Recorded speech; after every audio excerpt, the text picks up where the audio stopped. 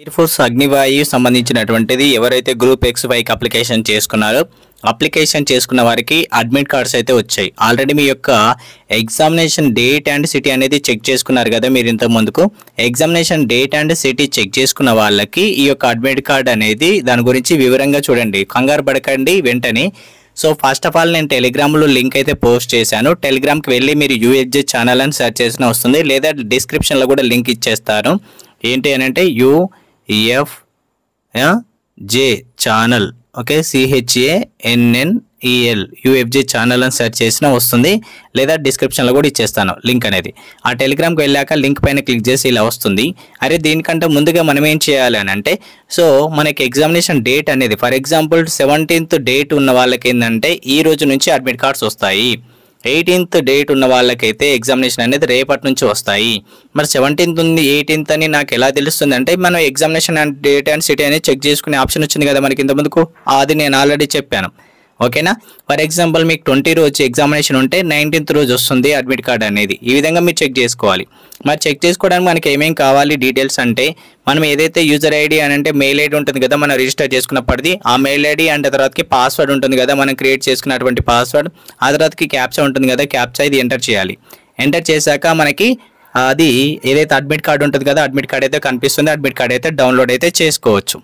ఇది మనం admit card download చేసుకున్న తర్వాత ఇన్స్ట్రక్షన్స్ అన్నట్టు, ఇన్స్ట్రక్షన్స్ వచ్చేసి మీరైతే చాలా కేర్ఫుల్గా అయితే తీసుకోవాల్సి ఉంటుంది. ఇది phase 1 సంబంధించినటువంటిది. CBT ఎగ్జామినేషన్లో మనకి నెగిటివ్ మార్కింగ్ అనేది 0.25 ఉంటుందని చెప్పడం జరుగుతుంది. ఒక క్వశ్చన్ కరెక్ట్ అయితే 1 మార్క్ అయితే ఇస్తారు.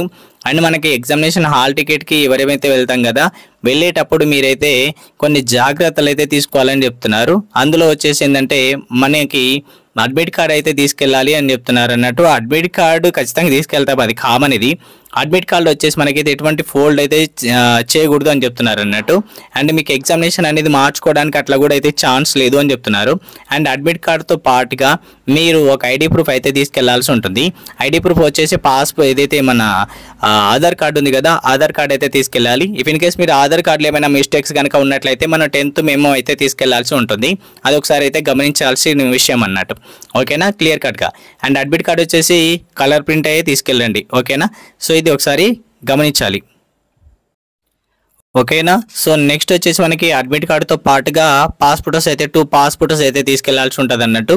అది మనం అప్లికేషన్ చేసేటప్పుడు ఏదైతే పాస్పోర్ట్స్ తీసుకెళ్ళామో అదే పాస్పోర్ట్స్ తీసుకెళ్ళడానికి ట్రై చేయండి.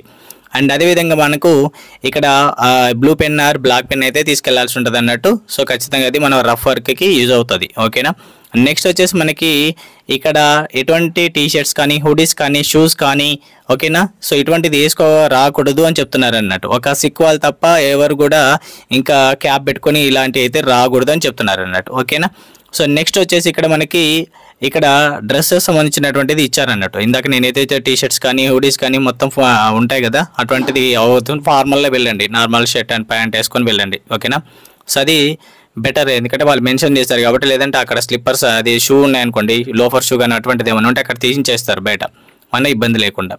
ఓకేనా, ఈ విధంగా అయితే బేసిక్ థింగ్స్ అయితే ఇవ్వడం జరిగింది అన్నట్టు. ఒక ఇన్స్ట్రక్షన్స్ అయితే మెయిన్గా మనకి ఏంటంటే అడ్మిట్ కార్డ్ అయితే తీసుకెళ్తాము, దాంతోపాటు ఐడి ప్రూఫ్ అయితే ఆధార్ కార్డ్ అయితే తీసుకెళ్ళండి, దాంతోపాటుగా పాస్పోర్ట్స్ అయితే తీసుకెళ్ళండి.